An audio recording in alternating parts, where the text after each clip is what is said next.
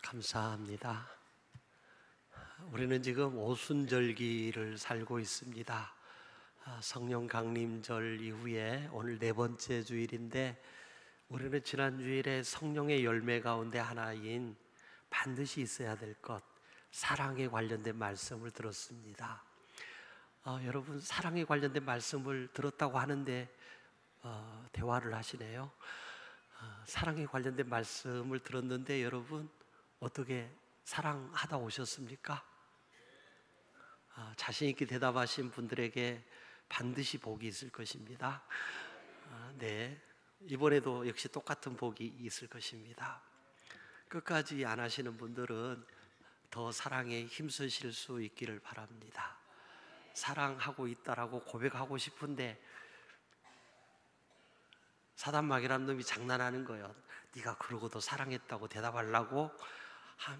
여러분, 사랑 혹 못하고 왔어도 또 대답하고 사랑하시면 되잖아요. 여러분, 사랑 가운데 거하시기를 바랍니다. 사랑하세요.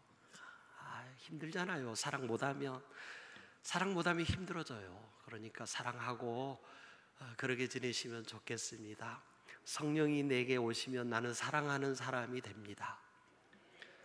그런데 또 성령이 오시면 나는 기뻐하는 사람이 됩니다. 그래서 오늘 기쁨에 대해서 잠깐 주시는 말씀을 받습니다. 여러분, 표정이 좀 밝아졌으면 좋겠습니다. 어두운 까닭이 뭘까요? 여러분, 사람의 뇌에서는 아주 특별하게 18가지 특별한 것을 만들어내는데, 그 중에 하나가 엔돌핀이라고 하는 겁니다. 이 엔돌핀은 여러분, 우리 뇌에서 생성이 됩니다. 요즘에는 하도 건강 강좌가 많아서 여러분 너무나도 잘 알고 계실 것 같은데, 제가 잠깐 언급한다라고 하면 이 엔돌핀이 아주 우리 몸에 유익해요. 우리 건강에도 유익하고 우리의 삶의 질도 아주 새롭게 만들어줍니다. 이 엔돌핀은 여러분, 암을 제거해요. 몸속에 암이 있는 분들은 이 엔돌핀이 잘 생성이 되도록 살으셔야 되는데, 이 엔돌핀은 웃을 때 나와요. 기뻐할 때 나오고, 감사할 때 나오고, 그리고 이것은 긍정적인 생각을 할 때 나오고, 그리고 여러분, 이 엔돌핀은 특별히 노래할 때, 주로 어떤 노래? 단조로 말고 장조, 그런 거 아세요? 장조, 단조. 저 슬픈 가락 말고 저 흥겨운 그런 가락들, 그런 노래하면 훨씬 더 이 엔돌핀 생성이 잘 된대요. 그러니까 교회 오셔서 찬양하자 그러면은 찬양을 하셔야 되는 거예요. 엔돌핀이 생긴다니까요. 그러면 이게 암도 이겨내고, 특별히 여러분 소화불량도 잘 이겨내요. 이게 뿐만 아니라 신진대사를 좋게 만들어준다 그러잖아요. 이것은 임 목사가 여러분에게 하는 말 같지만 의사들이 하시는 말씀을 제가 여러분에게 지금 말씀드리는 거예요. 그런데 엔돌핀보다 훨씬 4000배나 강한 게 있어요. 4000배나. 그게 뭐냐 그러면 다이돌핀이라고 하는 거예요. 처음 들어보시나요? 다이돌핀은 엔돌핀보다 우리 몸에 4000배나 유익하대요. 몇 배요? 4000배가 유익하다는데 여러분 표정은 하나도 놀라지도 않아요. 이 다이돌핀은 언제 생기느냐 그러면 여러분, 사랑할 때.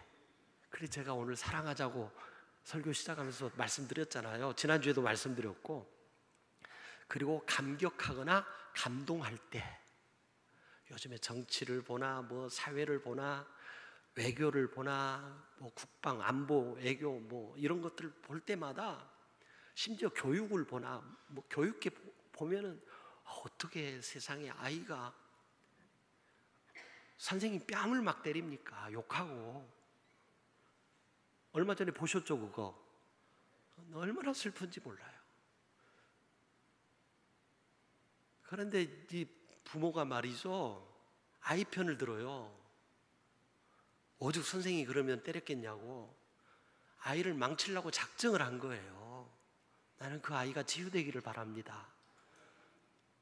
어디를 봐도 감격하거나 감동할 만한 내용들이 없어요.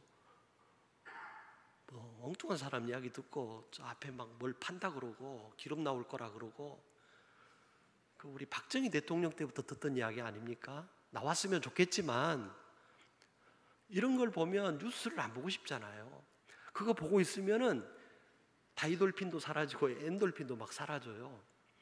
감격하고 감동하면 이 다이돌핀이라고 하는 게 생기는데, 여러분 언제 감동해 본 적이 있나요? 남편의 따스한 말 한마디에 감동해 본 적 있나요? 아내의 그 따뜻한 사랑에 감동해 보신 적이 있나요? 어디를 봐도 감동이 안 되는 게 너무 많잖아요. 그러나 감동하면 엔돌핀보다 4,000배나 우리 몸에 유익한 게 나온대잖아요. 다이돌핀이. 오늘 잠깐의 설교지만 여러분이 감동하셨으면 좋겠습니다. 지난주에 우리 교인 어머니 한 분이 처음으로 교회로 오셨어요. 가지고 제가 물어봤어요. 교사 강습에 가면서 그 며느리에게. 그랬더니 그 며느리가 뭐라고 그랬냐 그러면 우리 어머니가 목사님이 배우 같대요. 말씀도 잘하시고. 여러분은 저를 어떻게 생각하십니까? 그냥 목사로 봐주세요. 그분은 교회 처음 와가지고 저를 뭘로 봤대요? 배우로 봤다는 거예요. 그리고 무엇보다 더 중요한 말씀이 있어요. 잘생겼대요. 근데 여러분은 비웃는 것처럼 웃는 분이 있어요. 여러분 어디 가봐요. 나처럼 생긴 사람 있는지. 사창교회밖에 없다니까. 근데 그분은 앞으로 교회 잘 나오실 것 같아요. 당분간 한 달에 2번 정도만 나오시겠다고 야간 근무하고 오시는 거라 그렇게 하셨는데 3번도 나오시고 4번도 나오시고 그러셨으면 좋겠어요. 왜 그래요? 감동이 와야 되는 거예요. 예배 때 여러분에게 오늘 감동이 있기를 바랍니다. 그리고 좀 얼굴 표정이 좀 바뀌었으면 좋겠어요. 막 인상 쓰고 막 그러면 안 돼요. 우리 몸에서 생성되는 것, 뇌에서 생성되는 것 가운데 하나가 아주 안 좋은 게 하나가 있는데 아드레날린이라고 하는 게 나와요. 이것은 슬픈 감정에 내가 빠져 있을 때, 불평할 때, 원망할 때, 부정적인 생각을 할 때, 그리고 분노할 때, 화가 막 날 때, 그때 분비되는 것이 이 아드레날린이에요. 이것은 우리 몸에 암을 만들어내요. 이것은 아까 소화불량 이야기했죠. 소화가 안 되게 만들어요. 잠을 못 자게 만들어요. 그러니까 우리 중에 혹시 암하고 싸우고 계신 분들은 화내지 말아요. 막 인상 쓰고 막 신경질 부리고 불평하고 원망하지 말아요. 안 그러면 암에게 지게 돼 있어요. 웃으세요. 기쁨이 있기를 바랍니다. 평안하세요. 그리고 감사하고 감동하세요. 그래야 되는 겁니다. 갓난아이는 하루에 몇 번 정도 웃냐 그러면 400번 이상 웃어요.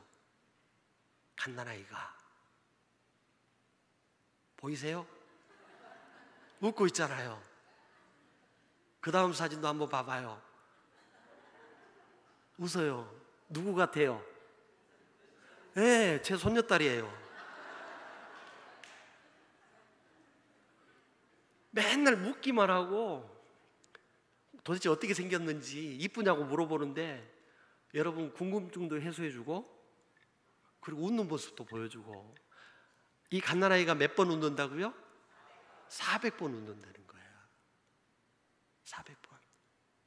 근데 어른이 되어져 갈수록 안 웃는데요. 왜 그래요? 스트레스 받고 감정을 상하고 하는 일들이 계속 있어요. 걱정하고 고민하고 그러는 거예요. 여러분 애들 유치원에만 가도 힘겨워하는 애들이 있어요. 막 그래도 유치원을 안 가려고 하는 아이들 있잖아요. 어린이집 안 가려고 하고 초등학교 가고 힘들어하는 아이들 있다고요. 좋아하는 아이들도 좀 힘들어해요. 근데 초등학교 때까지는 괜찮을 것 같아요. 중학교부터는 좀 심각해져요. 우리나라가 얼마나 그런 게 많습니까? 중학교까지는 또 괜찮을 수 있어요. 고등학교 갈 때 뭐 실업계 갈 거냐, 인문계 갈 거냐, 또 고등학교 졸업할 때쯤 되면 대학은 어디로 갈 거냐, 직장은 어디로 갈 거냐, 복잡해요. 군대는 언제쯤에 가야 될 거냐, 갔다 나와서 결혼을 해야 될 거냐 말아야 될 거냐, 집은 또 어떻게 살 거냐, 직장은 어떻게 방향을 잡아야 될 거냐, 이게 계속 이런 게 생기는 거예요. 그러니까 웃는 횟수가 줄어들어요. 대체적으로 성인들 가운데 가장 하루에 많이 웃는 사람이 한 80번 정도로 웃는데, 80번. 근데 그 사람들은 대부분 한국 사람이 아니라 미국 사람들이래요. 몇 번 웃는다고요? 한 80번 정도. 근데 한국 사람들은 가장 잘 웃는 사람이 하루에 평균치를 내보니까 한 15번 정도로 웃는데요. 여러분은 몇 번 웃으세요? 안 웃어. 오늘 웃음, 기쁨 이런 이야기를 해도 반응이 없어. 제가 한 아이가 이 소나기라고 하는 이것으로 삼행시를 지어놓은 걸 내가 봤어요. 여러분이 한번 해봐요. 소하고 시작. 소방차가 불난 집에 불을 끄고 있었다. 나는 신나게 불구경을 했다. 기절할 뻔했다. 우리 집이었다. 이게 초등학생이 이걸 썼다니까요. 근데 일단은 재밌잖아요. 소방차가 불을 꺼요. 이게 구경하는 것 중에 제일 재밌는 구경 중에 하나가 뭐예요? 싸우는 거하고 불 구경하는 거잖아요. 너무 재밌게 보고 있었어. 한참 보다 보니까 그 집이 누구 집이에요? 우리 집인 거예요. 웃기잖아요. 그런데 이런 웃긴 이야기를 들어도 끝까지 안 웃어요. 이게 우리들의 모습이에요. 특별히 여러분, 여성분들이 잘 웃어요? 남성분들이 잘 웃어요? 예, 그러니까 오래 사는 거예요. 목사님, 남자들도 오래 삽디다. 아니요, 더 오래 사실 것 같으면, 그럴 요량이시면 웃으세요. 여성분들 봐봐요. TV 앞에 앉으면 어떻게 웃던가요? 남자들이 보면 웃을 일도 아니야. 근데 여성분들은 그걸 보면 웃어. 그러니까 오래 산다니까요. 어떤 분들은 가족이 다 먹고 남은 누룽지 팍팍 긁어서 그거 먹으니까 오래 산다고 그러는데, 단 음식 잡수고 뭔 오래 살겠어요. 뭐 때문에 오래 살아요? 웃으시니까. 오늘부터 오래오래 사실 거면 남성이든 여성이든 웃으시면 좋겠습니다. 여러분, 남성들은 특별히 잘 안 웃는 분들이 있어요. 겉으로도 안 웃고 그러다가 혼자 집에 가면서 혼자 살짝 웃으려고 해. 그런데 그것도 제대로 표현을 못해. 얼마나 안타까운지 몰라요. 얼마나 안타까운지 몰라요. 아예 웃음을 포기한 사람들이에요.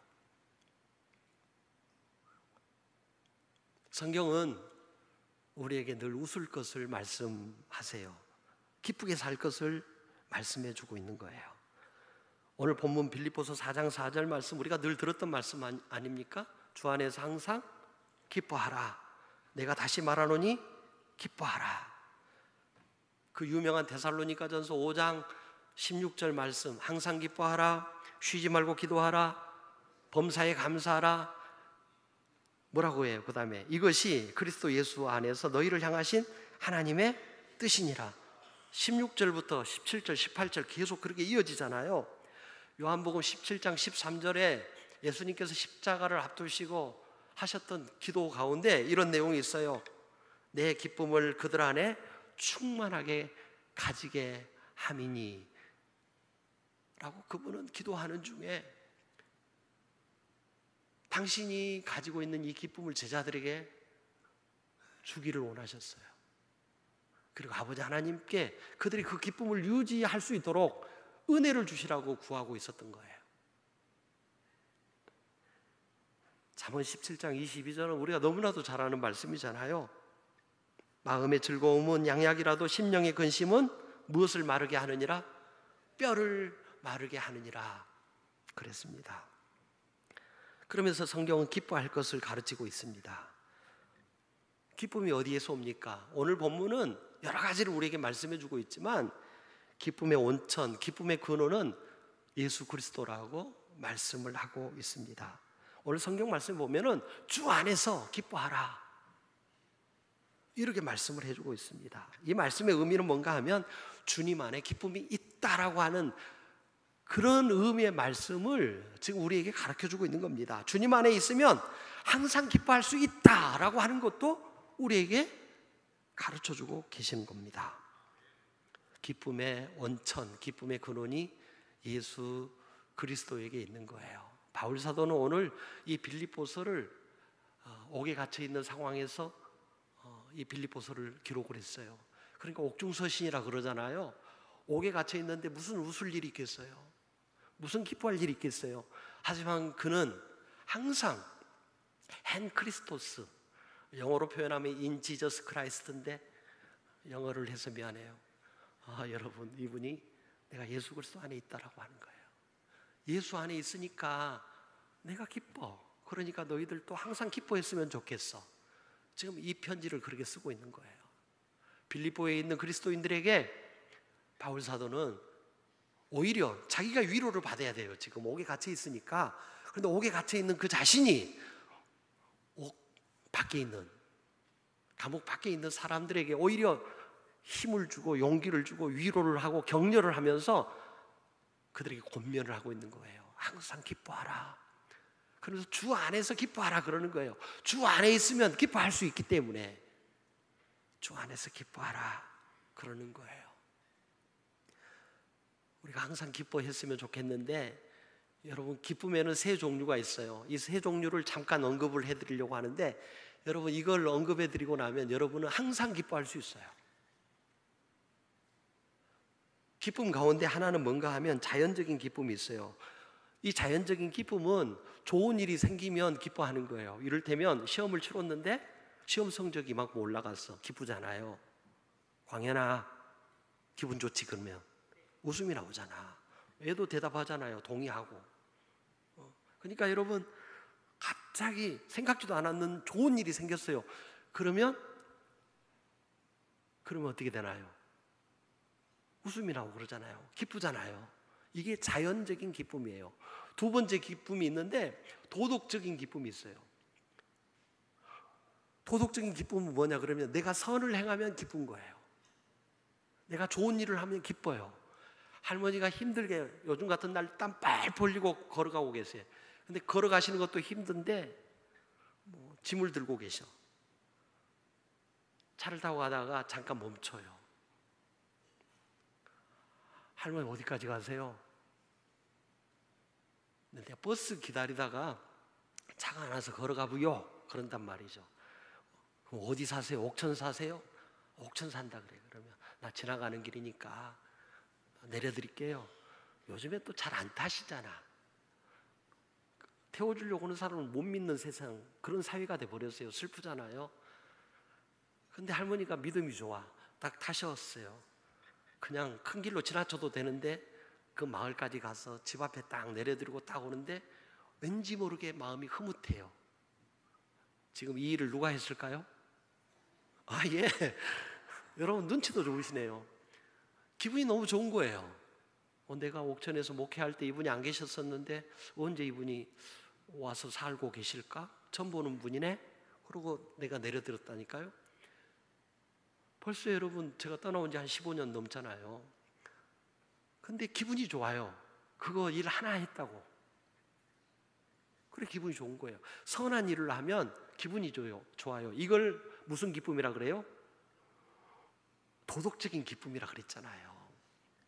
세 번째 기쁨이 있어요. 그건 뭔가 하면 영적인 기쁨이에요.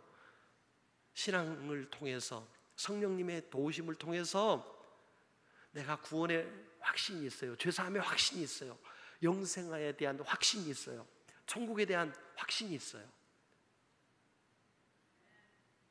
한 번도 아멘도 안 하고 나 혼자만 하고 있는 것 같아요. 그러면 기쁨이 와요.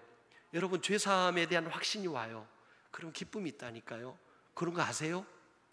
구원받은 확신이 있어요. 기쁨이 있다니까요. 평안해져요. 얼마나 행복해지는지 아세요, 여러분? 이것은 여러분 영적인 기쁨이에요. 누구도 앗아갈 수 없는 하나님께서 주시는 기쁨이라고요. 엄청난 거예요. 이런 기쁨이 있어요. 그러니까 기쁨에는 뭐가 있다고요? 자연적인 기쁨이 있고 도덕적인 기쁨이 있고 영적인 기쁨이 있어요. 근데 살다 보면 맨날 좋은 일만 있나요? 좋은 일 없을 때도 있어.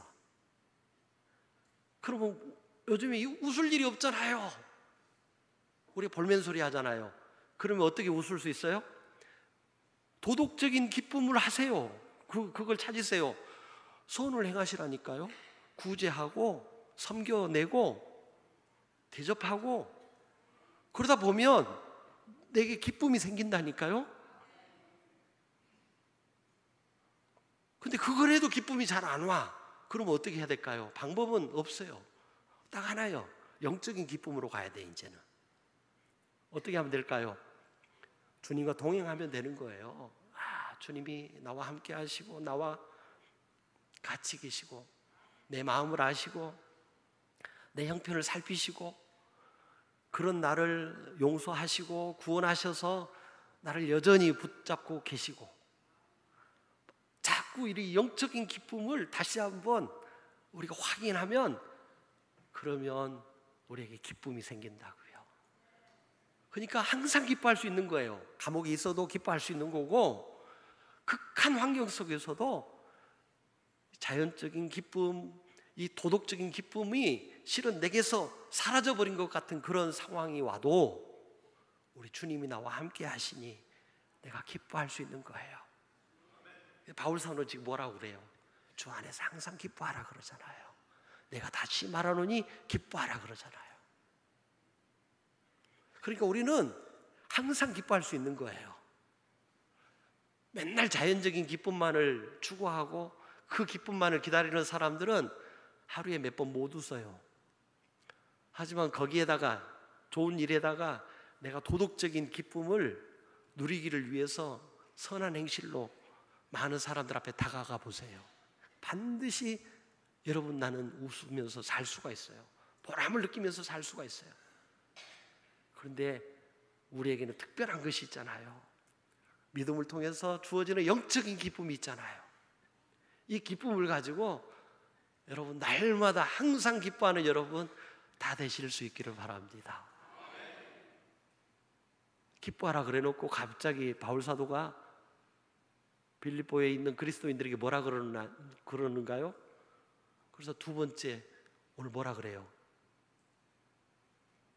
용서해라, 용납해라 라고 하는 말씀을 갑자기 하고 계시는 겁니다. 관용을 이야기해요. 관용. 5절 말씀 한번 같이 읽을까요? 5절 같이 읽습니다. 시작. 너희 관용을 모든 사람에게 알게 하라. 주께서 가까우시니라. 그러는 거예요. 주님께서 가까이 곧 오실 것인데 네가 드러내는 그 관용을 모든 사람이 알게 하라는 거예요. 그러니까 누구에게는 관용을 드러내고 누구에게는 관용을 드러내지 말라가 아니라 이쪽에 찬양대가 있네. 모든 사람에게 관용하라는 거예요. 모든 사람에게. 왜 기쁨에 대해서 말하다가 갑자기 관용을 이야기하고 있습니까? 왜 그런가 하면 이 관용은 우리가 다른 사람들과의 관계 속에서 살잖아요. 사람은 사회적인 동물이기 때문에 이 사회 안에 산다고요. 이 공동체 안에 사는데 공동체 안에 살 때 다른 사람과의 관계가 불편해지면 내 기쁨을 빼앗기잖아요. 아마 여러분도 다 경험이 있으실 건데 저도 경험이 많은데 오늘 새벽에 무슨 일이 있었느냐면요. 오늘 새벽에 제가 일찍 일어나가지고 새벽 기도회를 갔어요. 갔는데 몇 분이 앉아 계셨냐면 4분이 앉아 계셨어요. 저까지 하면 다 해서 몇 분이에요? 5. 오늘 주일날 새벽이잖아요. 평일날은 안 오셔도 주일날이라도 좀 오시면 좋을 건데 4분이야. 나까지 5. 극적인 것은 누구도 안 나왔냐 그러면 나랑 같이 사는 사람도 안 나왔어. 이게 핵심이에요. 그러면 아마 우리 교인들은 또 목사님이 뒷감당을 어떻게 하려고 저 이야기를 하실까? 아니, 오늘은 작정을 하고 내가 오늘 분명히 우리 교인들한테 한마디는 하고 지나가야 되겠다 하고 일부 예배 준비해놓고 새벽기도 끝나고 일부 예배 준비해놓고 계단 올라가 씩씩거리면서 올라가. 근데 일어나서 제가 아침마다 약을 먹기 때문에 밥상을 딱 차려놓고 기다리고 있더라고요. 좀 험하게 이야기하려다가 목사도 부부싸움 해요. 근데 험하게 말을 못했어요. 여러분 웃는 얼굴에 못 봤대요? 당신도 알아, 오늘 주일이라고 하는 걸. 미안해 죽을라 그러는데 거기다 내가 뭐라고 심하게 말을 하겠어요? 근데 그때 뭐가 생각난 줄 아세요? 아, 오늘 설교 제목이 뭐다? 기쁨이구나. 기쁨인데 목사가 새벽기도에 안 나온다고? 이를테면 장로님들 용서하십시오. 우리 교회 장로님들이 몇 분이고 권사님들이 몇 분이고 안수집사님들이 몇 분이고 이렇게 오늘 그런 말 한마디 정도를 하고 지나가야 되겠다. 왜? 요 근래 계속 새벽이 힘드니까. 지금 기도해야 되냐. 기도 안 하니까 온갖 시험들이 자꾸 오잖아요. 그래서 기도하자고 하려고 딱 했는데 오늘 설교 제목이 기쁨이야. 그러면 아무리 대단한 분도 책망을 듣거나 좀 싫은 소리를 들으면 얼굴이 일그러지거든요. 이게 순식간에 제가 깨달았어요. 사단마귀란 놈이 오늘 기쁨이 설교 제목인 줄로 뻔히 알고 분위기를 망치라고 지금 그렇게 했는 거구나. 그래서 내가 오늘 말 안 하기로 작정을 했어요. 근데 이 말은 이를테면 그런 일이 있었다라고 하는 걸 이야기하는 거예요. 내가 여러분들께 뭐라고 안 하는 거예요. 지금 안 하는 거지만 그러나 뭐라고 하고 있는 거예요. 그러나 여러분 표정을 봐가면서 내가 지금 하고 있는 거예요. 한 분도 인상 쓰는 분이 없어요 지금. 그러니까 다음 주일 새벽을 저는 기대합니다. 아멘. 네. 좀 와서 좀 기도하자고요. 내가 알아요. 목사가 속 없는 줄 아세요. 양파철인 줄도 알고 비를 기다리고 있는 분들 혹은 비가 지금 오면 또 안 된다고 하는 분들 그 속에서 여러분 얼마나 분주하게 사시는지 직장은 얼마나 힘들고 사람과의 관계는 얼마나 힘든지 몰라요. 알아요 제가. 그리고 요즘에 새벽에 나와보려고 그러면 유혹을 받잖아요. 벌써 캄캄한 게 아니라 요즘에 새벽에 주무시는 분들은 몰라. 그 시간에 눈을 뜨는 분들은 알아요. 교회 오면 벌써 훤해지기 시작하잖아요. 제가 그걸 모르는 게 아니라고. 저도 시골서 목회를 지금 벌써 몇 년 하나요. 그런데 여러분 이런 관계들 속에 살다 보면 자꾸 불편한 일들이 생기거든요. 왜 기쁨을 이야기하다가 갑자기 관용을 이야기해요? 여러분 주 안에서 기뻐하라 했을 때 주 안에서 기뻐할 수 있는 것은 하나님과 내 관계잖아요. 신앙생활이. 하지만 하나님과 내 관계이기도 하지만 신앙생활 하는 사람들은 이 땅에 살 때 사람과 사람 사이 관계 속에서 살거든요. 이 관용이라고 하는 것은 여러분 하나님께서 나를 관용해 주시고 용서해 주셨지만 나를 용납해 주시고 받아 주셨지만 우리가 그 은혜를 힘입었는 내가 사람과 사람 사이의 관계에 살면서 이 관용을 실천해야 되거든요. 용서하고 용납해야 돼요. 요즘에 실수 안 하는 사람이 누가 있어요? 다 하잖아요. 잘못 안 하는 사람이 누가 있어요? 하잖아요. 그러나 여러분 그 관계 속에서 내가 행복하고 내가 평안하고 내가 이 기쁨을 빼앗기지 않으려고 하면은 방법은 딱 하나밖에 없어요. 그냥 용납하는 거예요. 관용을 베풀어서 용서하는 거예요. 그 수밖에 없어요. 괜히 안 하고 말이죠. 무슨 인상 팍 쓰고 다니면 누구만 손해일까요? 내 건강만 버린다니까요. 나만 힘들어져요. 내 믿음만 힘들어지고 기도할 맛도 사라지고 예배 때도 재미도 없고 그리고 이런 시험도 들어요 또. 아이고 요즘에 내가 인상 좀 쓰고 다녔더니 저 목사 나들으라고 지금 하는갑다, 이런 시험도 들고. 설교는 우리가 다 같이 듣자고 하는 거라고 말씀드렸어요. 그리고 이 설교는 누가 제일 많이 들었어요? 제가 제일 많이 들었어요. 내가 지금 안 보고 하고 있잖아. 설교를 안 보고 할 정도로, 온고는 있는데 안 보고 할 정도로 하는 것은 그만큼 많이 읽고 많이 제가 들었다는 거예요. 여러분이 듣기도 전에 제가 더 훨씬 많이 들은 거예요. 그러니까 다 같이 듣자고 하는 거예요. 용서하고 용납하세요. 그러면 내가 어떻게 될까요? 내가 행복해져요. 나 여러분이 행복해지기를 바랍니다. 기쁨을 빼앗기지 않기를 바랍니다. 그 시험을 이겨내세요. 이건 시험이구나 하고 이겨내세요. 여러분 안에 기쁨이 충만하기를 바랍니다. 마지막 세 번째, 여러분 우리가 진정으로 기뻐하려고 하면은 기도해야 됩니다. 또 기도 이야기를 하잖아요. 왜 기도를 합니까? 6절 말씀 한번 같이 읽을까요? 6절입니다. 같이 읽겠습니다. 시작. 아무것도 염려하지 말고 다만 모든 일에 기도와 간구로 너희 구할 것을 감사함으로 하나님께 아뢰라. 아멘. 우리가 기뻐하는 삶을 살지 못하는 원인 중에 하나가 뭐 때문이에요? 아무것도 염려하지 말라 그러잖아요.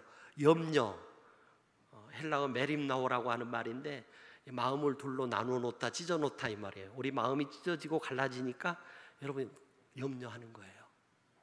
우리 마음이 좌불안석이에요.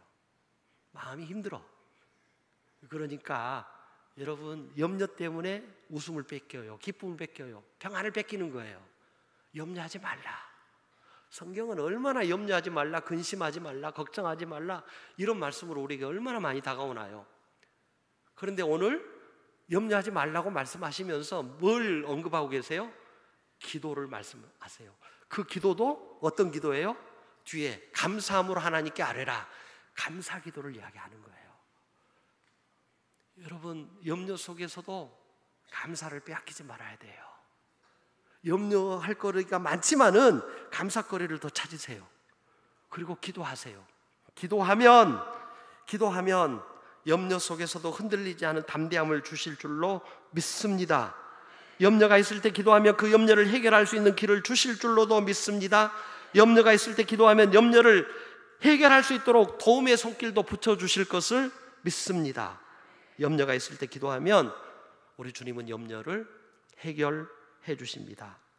염려가 있을 때 기도하면, 그래서 염려 가운데도 기쁨을 회복해서 기뻐하며 살 수 있게 해주십니다. 이런 CCM도 있잖아요. 혹시 마음이 동하면, 움직여지면 같이 하셔도 상관없어요. 기도할 수 있는데 왜 걱정하십니까? 기도하면서 왜 염려하십니까? 같이 할까요? 주님 앞에 무릎 꿇고 간구해 보세요. 마음을 정결하게 뜻을 다하여 기도할 수 있는데 왜 걱정하십니까? 왜 걱정하십니까? 기도하면서 왜 염려하십니까? 맨날 우리는 이런 찬송은 잘해. 그러면서도 맨날 염려해. 뭔 안 하면서? 기도는 안 하면서. 그러니 웃을 수 있는 기회를 뺏기는 거예요. 기쁨 자체를 뺏기는 거예요. 기쁨이 없으면